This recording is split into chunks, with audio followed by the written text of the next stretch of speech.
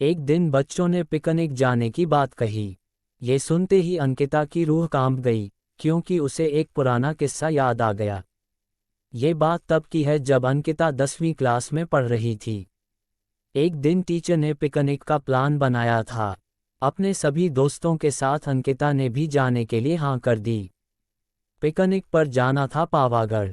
पूरा school picnic जा रहा था, इसलिए करीब 30 बस सभी बच्चों को ले जाने के लिए तैयार थी।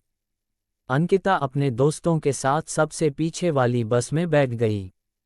सभी हंसते मस्ती करते हुए बस से जा रहे थे। तभी कुछ दूर जंगल के पास पहुंचकर उसी बस से तेज आवाज आई।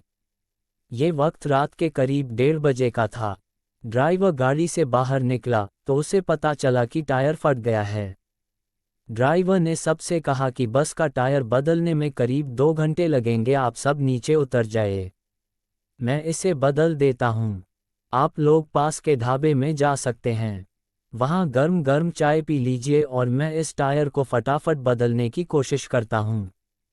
ड्राइवर की बात सुनकर सभी बस से उतर गए और पैदल चलते हुए पास के ढाबे में पहुँचे। वहाँ एक बूढ़ा व्यक्ति चाय बना रहा था। इतनी रात को ढाबा खुला हुआ और किसी इंसान को चाय बनाते देख सबको हैरानी हुई। उस बूढ़े इंसान ने कहा, आप सब चाय पी लीजिए। यहाँ अक्सर लोगों की गाड़ी खराब हो जाती है, इसलिए मैं भी अपना ढाबा हरदम खुला रखता हूँ। आप जैसे राहगीरों को कुछ मदद हो जाती है। उनकी बात सुनकर सबने चाय का ऑर्डर दे दिया। उन्होंने कुछ ही देर में सबके लिए चाय बनाकर मेज पर रख दी। चाय पीते हुए अंकिता की आंखें एकदम ढाबे की छत की तरफ गई। वहां अंकिता ने एक औरत को सफ़ेद रंग की साड़ी में खुले बाल लहराते हुए देखा। कुछ देर बाद वो जोर जोर से हंसने लगी। भले ही हंसने की आवाज़ किसी को सुनाई नहीं दे रही थी, लेकिन अंकिता ने उसे मुंह खोलकर हंसते हुए देखा था। ये सब देखकर अंकिता ने डर के मारे आंखें नीचे झुका लीं। कांपते हुए किसी तरह से अंकिता ने चाय दोबारा पीना शुरू ही किया थी कि उसी वक्त जोर जोर से किसी के चिल्लाने की आवाज़ जंगल की ओर से आई। ढाबे में बैठे हुए सभी बच्चे और टीचर उस आवाज़ को सुनकर डर गए।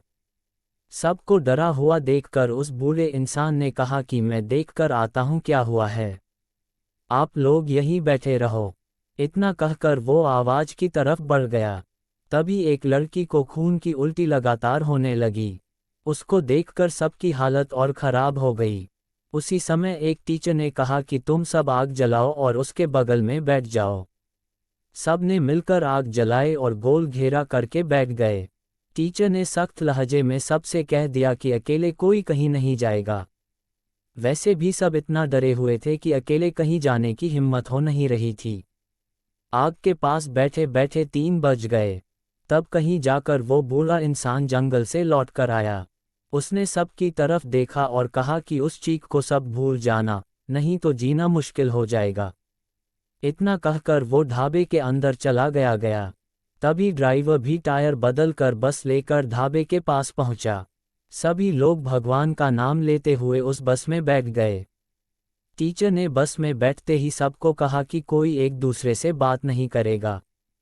सीधे सब सो जाओ। टीचर की बात मानकर सब चुपचाप बस में ही सो गए।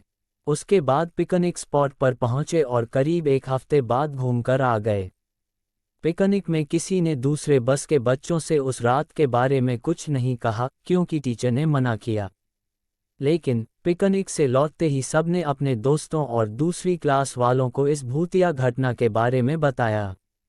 आज पिकनिक का नाम सुनते ही यही भूतिया ढाबे की कहानी अंकिता के मन में आ गई और बच्चों को पिकनिक भेजने से उसे डर लगने लगा।